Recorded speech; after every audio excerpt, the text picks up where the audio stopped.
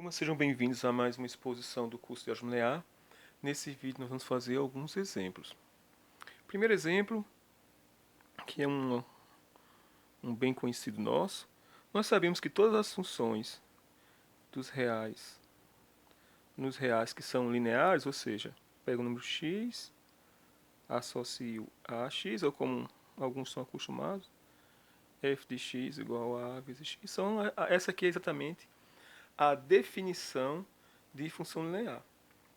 Observe que aqui a gente tem um espaço vetorial de dimensão 1, né? Os reais é um espaço de dimensão 1 sobre ele mesmo. Será que esse resultado ele pode ser estendido ou generalizado para qualquer que seja a aplicação linear T de um espaço vetorial E nele mesmo, como é o caso aqui, e esse espaço ter dimensão 1, ou seja, um vetor V, se a aplicação for linear, tem que ir necessariamente em alfa vezes V, ou seja, T aplicado a V tem que ser igual a alfa V, ou seja, generalizando esse caso aqui. Aqui a dimensão do espaço é igual a 1, está igual aqui no caso dos reais. Vou colocar aqui embaixo, a dimensão do espaço é igual a 1. Sim, na realidade isso ocorre sim, nós vamos demonstrar isso nesse exemplo. Nós vamos mostrar que toda aplicação linear de um espaço vetorial de dimensão 1 nele mesmo, ele tem que ser necessariamente da forma T de V igual a um múltiplo de V. Para fazer isso, nós vamos usar a definição de dimensão. Dizer que a dimensão de E é igual a 1 é dizer que qualquer que seja o vetor U que não é nulo, como a dimensão, deixa eu colocar para essa parte para nos interessar aqui. Como a dimensão de E é igual a 1, qualquer vetor não nulo é obrigatoriamente uma base, né? Então isso explica dizer que o conjunto formado apenas pelo U é uma base. É uma base desse espaço. E o que significa dizer isso? Que a aplicação T em U, observe que T de U é um elemento que está em qual conjunto? A aplicação T vai de E em E. Então está dentro do conjunto E, dentro do espaço vetorial E. Mas o conjunto unitário com U não é uma base? Se é uma base, então esse vetor aqui tem que ser escrito como uma combinação linear dos vetores dessa base. Ou seja, essa informação e essa nos implica dizer que T aplicado a U ele é necessariamente da forma alfa vezes U. Por quê? Porque esse aqui é uma base e qualquer vetor do espaço é uma combinação linear dos vetores da base. Como só tem um vetor U, então vai ser alfa vezes U. Então a gente mostrou que para um certo vetor U, diferente do vetor nulo, T aplicado a U é alfa vezes U. Mas quem me garante que esse alfa vai servir para qualquer outro vetor do espaço E? Então, por exemplo, dado um vetor V pertencente ao espaço E, o nosso objetivo é mostrar que T de V é alfa vezes V. Bem, mas V pertence a E. E uma base para E é exatamente U. Então isso implica dizer que V ele é igual a um escalar aqui multiplicado por U, que eu não sei quem é. Vou chamar esse escalar de beta para ser diferente desse alfa. Então V é beta vezes U. E agora eu posso aplicar T a V. Isso implica dizer que quando você aplicar T a V, T em V, isso vai dar exatamente T aplicado em beta vezes U. Só que beta é um escalar, a gente pode colocar aqui para fora. Então a gente vai ter na realidade que T aplicado a V vai ser igual a, colocando beta para fora, beta vezes T aplicado em U. Só que T aplicado em U a gente já tinha demonstrado que era igual a alfa vezes U. Então eu posso trocar aqui, escrevendo T aplicado a V como sendo beta vezes T aplicado a U, que é alfa vezes U. Mas beta e alfa são escalares. A gente pode trocar aqui de lugar, que comuta. Então isso vai ser escrito como sendo alfa vezes beta U. Mas beta U não é exatamente igual a V? Ou seja, no final das contas, nós chegamos que beta U é igual a V, então vai dar alfa vezes V. Ou seja, T aplicado a V é igual a alfa vezes V para qualquer que seja o vetor pertencente ao espaço vetorial. E com isso a gente demonstrou então que essa aplicação linear ela é necessariamente da forma múltiplos da imagem. A imagem são múltiplos elementos no domínio. Né? T aplicado a V é alfa vezes V. Um outro exemplo de aplicação linear, que eu não sei se eu falei ainda, são as aplicações identidades. O que é uma aplicação identidade? Que eu vou usar sempre a letra I, tá? A aplicação identidade é uma aplicação que tem que necessariamente de um espaço nele mesmo e que é a identidade que a gente está acostumado, ou seja, que toma um vetor V e associa ao próprio V, que é a função identidade. Essas aplicações são, obviamente, que são aplicações lineares, né, porque se você aplicar A em U mais V dá U mais V e alfa vezes U dá alfa vezes U. Então são aplicações lineares. Aproveitar aqui para dar uma definição. Toda aplicação de um espaço nele mesmo, linear, é chamada de operador linear. Então, um operador linear é simplesmente uma aplicação linear que vai de um espaço ele mesmo. Então, isso aqui é um operador linear, né? T linear. Se essa aplicação for uma aplicação linear, então é chamada de um operador linear.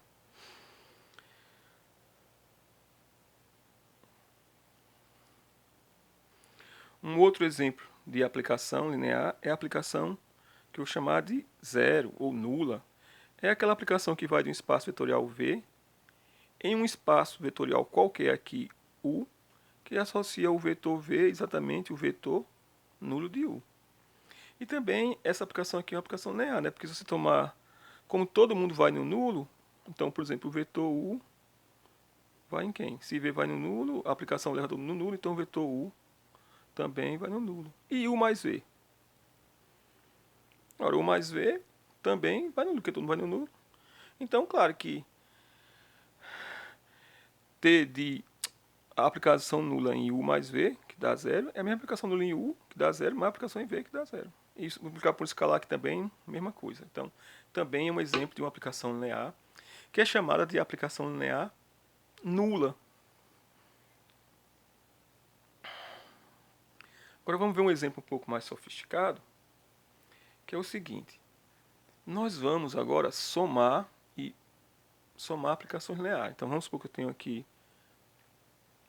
aplicações lineares S e T, que vão do espaço vetorial E no espaço vetorial F.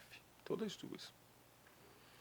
E nós vamos definir agora duas novas aplicações lineares. A primeira que é a soma das duas aplicações, que ainda vai de E e F. E a segunda, nós vamos pegar uma delas e multiplicar por um escalar, alfa vezes T, que vai de E e F. Como são definidas essas duas operações? Das formas usuais que a gente soma a função.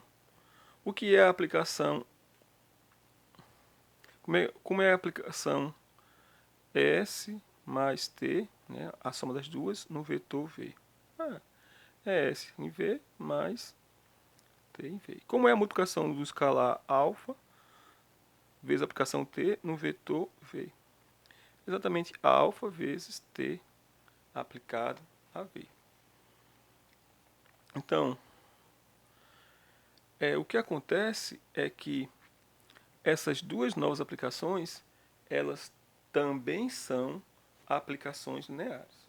Eu vou mostrar para a adição, e a multiplicação por escalar é bem parecida, vocês podem fazer. Então, vou mostrar aqui se S e T são aplicações lineares, S mais T também é uma aplicação linear.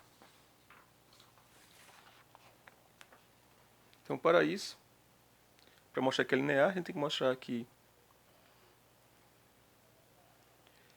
S mais T nos vetores U mais V tem que ser igual a S mais T no vetor U mais S mais T no vetor V. Observe que eu não coloquei aqui muitos parênteses para não ficar atrapalhando demais. A gente quer demonstrar isso aqui. Então, nós vamos desenvolver o lado esquerdo e chegar no lado direito. Bem, pela definição, o que quer dizer S mais T aplicado em U mais V. A definição de soma de matriz de funções você vai fazer S aplicado a esse vetor mais T aplicado a esse vetor, que é a soma dos dois vetores. Então, isso aqui vai dar S aplicado em U mais V mais T aplicado em U mais V, que é a soma usual de funções que a gente está acostumado desde o início desse curso. Mas S é uma aplicação linear. Como ela é uma aplicação linear, S aplicado em U mais V é S aplicado a U mais S aplicado a V. Analogamente, como T é linear, isso vai dar T aplicado a U mais T aplicado a V. E agora, a gente quer demonstrar que isso aqui é igual a S mais T em U e S mais T em V. Então, como S de V e T de U são vetores, né, são imagens de vetores, portanto são vetores no espaço vetorial, esses vetores aqui estão em F, a aplicação S e T era de E em F, e a adição em F ela é comutativa, eu posso trocar esses dois aqui de lugar. Então isso pode ser comutar no caso. Pode ser escrito como sendo a imagem de U mais a imagem de U, tanto por S como por T. Agora troquei, vai ficar S aplicado a V mais T aplicado a V. Só que isso aqui é exatamente a definição de S mais T em U.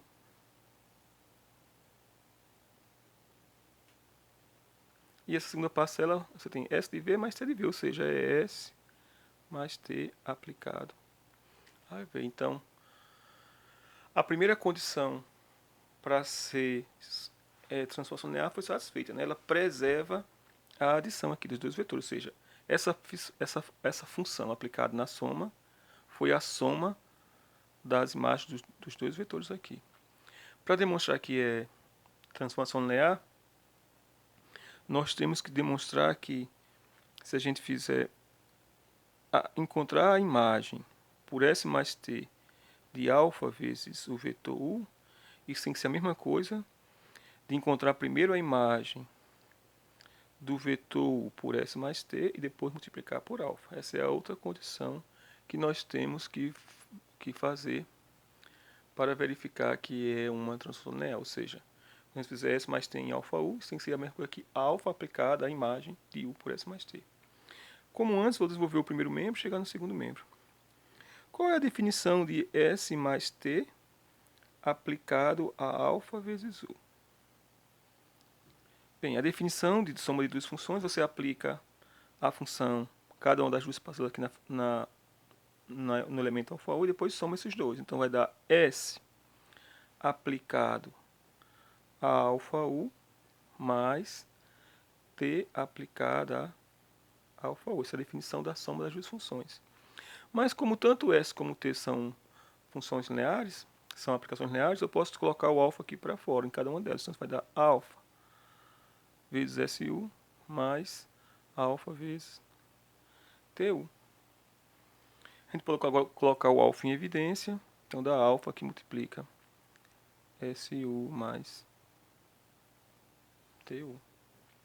Ou seja, deu alfa que multiplica exatamente a imagem de U por S mais T.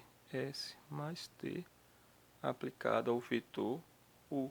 Com isso a gente demonstrou que a soma de duas transformações lineares também é uma transformação linear. Na verdade faltava mostrar, né, que... Não, a gente demonstrou que a soma de duas transformações lineares é uma transformação linear.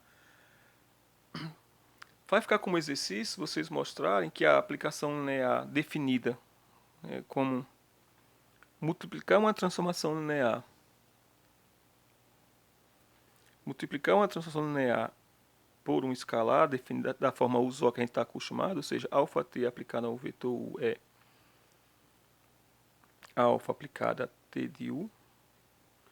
Vai ficar como exercício demonstrar que essa aplicação aqui também é linear, ou seja, que alfa t aplicada a 1 mais v é alfa tu mais alfa tv, e que alfa t aplicada a beta u é alfa beta tu. Ou seja, mostrar que essa aplicação aqui definida dessa maneira também é linear. Então, com isso, nós primeiro temos uma coisa bem interessante que a gente pode somar aplicações lineares para obter uma nova transformação linear. E outra coisa é que quando nós tomarmos o conjunto de todas as transformações lineares, esse conjunto vai ser um espaço vetorial.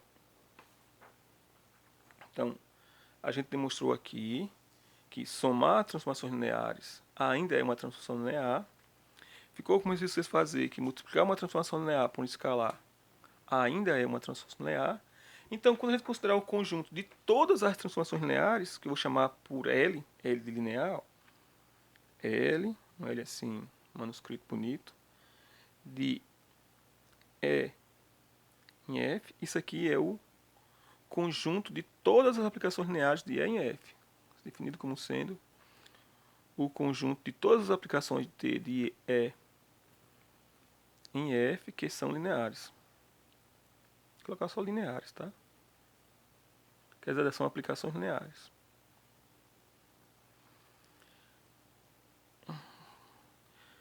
Tem que colocar aqui a aplicação linear, vou colocar só linear, mas para dizer esse conjunto aqui são todas as aplicações lineares de E em F. Ficou mal escrito. Aplicações lineares de E em F. Então, esse conjunto, como a gente acabou de demonstrar, que a soma de dois elementos desse conjunto ainda pertence a esse conjunto, e multiplicação por escalar também pertence a esse conjunto, então esse conjunto aqui, ele é um subespaço vetorial de todas as funções de E em F. A gente já demonstrou na parte de espaços vetoriais que o conjunto de todas as funções de E em F, todas as funções, não aplicações lineares, é um espaço vetorial. Agora, o que a gente acabou de fazer foi demonstrar que esse conjunto, que é o conjunto de todas as transformações lineares, ele é um espaço vetorial.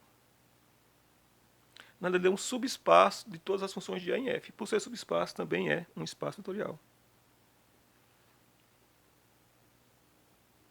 Muito importante. Ou seja, L de E em F são todas o conjunto de todas as aplicações lineares de E em F. Por exemplo, fica como exercício para vocês pensarem, quem seria o conjunto de todas as aplicações lineares do R, N no Rm? Será que a gente consegue visualizar esse conjunto? Dica. Na última exposição a gente mostrou que qualquer aplicação linear do Rm em Rm, nós podemos associar uma matriz. No caso, a matriz M por N. E também, qualquer que seja a matriz M por N, a gente pode associar uma aplicação linear do Rn no Rm. Né? Não sei se eu fiz na exposição anterior, mas vou fazer agora. Se eu tenho uma matriz, M é uma matriz M linhas por N colunas. Ou seja, vai ser uma matriz que vai ter aqui M linhas, então vai começar com o elemento A1, A2, 1 e vem até quem? Como tem M linhas, vai até M1. E são N colunas. Se tem N colunas, o último elemento, observe que o primeiro índice conta as linhas e o segundo índice conta as colunas. Como aqui eu estou na primeira linha, o primeiro elemento é sempre 1, que eu estou na primeira linha. Esse aqui está na segunda linha. Então, o primeiro subíndice é sempre 2. Mas nesse caso, qual vai ser o segundo subíndice, que é as colunas? Como tem N colunas, então aqui vai ser N, 2, N, até o último de todos, que seria a índice MN. Então eu tenho uma matriz, nossa, como isso ficou torto, M por N. Como eu posso associar a essa matriz uma transformação linear? Bem, a gente já viu que uma transformação linear está bem definida quando a gente atribui a uma base uma imagem. Então, é bem simples. Como é que você vai fazer isso? Pelo que a gente discutiu na exposição anterior, essa primeira coluna era a imagem do vetor, do primeiro vetor da base. Então, vamos pegar uma base do Rn, a gente quer definir uma aplicação T do Rn no Rm, de tal forma que a matriz dessa transformação linear seja exatamente essa matriz aqui M. E pelo que a gente já fez antes, a gente tem que fazer de tal forma que a primeira coluna seja a imagem do primeiro vetor de uma base ordenada aqui do domínio. Como o domínio aqui é o Rn, A melhor base a tomar é a base canônica. Então, eu vou fazer essa primeira coluna corresponder ao vetor, na verdade, ao contrário, né? Eu vou fazer o vetor E1 corresponder a essa primeira coluna. O vetor E2 até o último vetor, que é o vetor, são N colunas, preciso de N vetores. É N corresponder a esse vetor aqui. Ou seja, essa aplicação vai ser definida da seguinte maneira.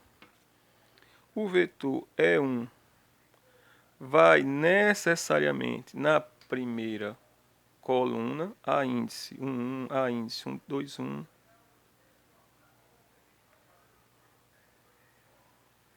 até a índice M1. Depois o vetor E2 vai para a segunda coluna, A2, 1, A2, 2, até A2, AM2, né?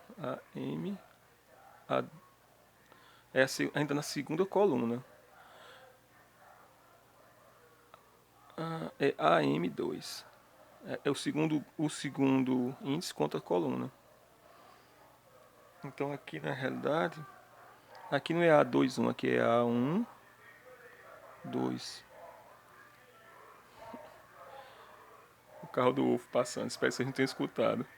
E assim sucessivamente, até o vetor nésimo, o EN, vai exatamente na enésima coluna, vai nessa coluna aqui. Ou seja, vai nos vetores A1N, A2N, até AMN. Então, se a gente associa o vetor EN, vai na enésima coluna.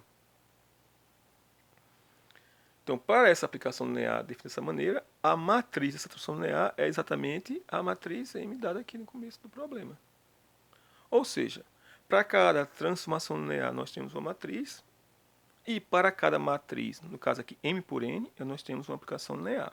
Bem, então, depois dessa dica, acho que fica fácil você visualizar quem é o espaço vetorial que pode ser visualizado como um espaço vetorial de todas as aplicações lineares do Rn no Rm. Então, no próximo vídeo eu vou complementar esses exemplos e até a próxima.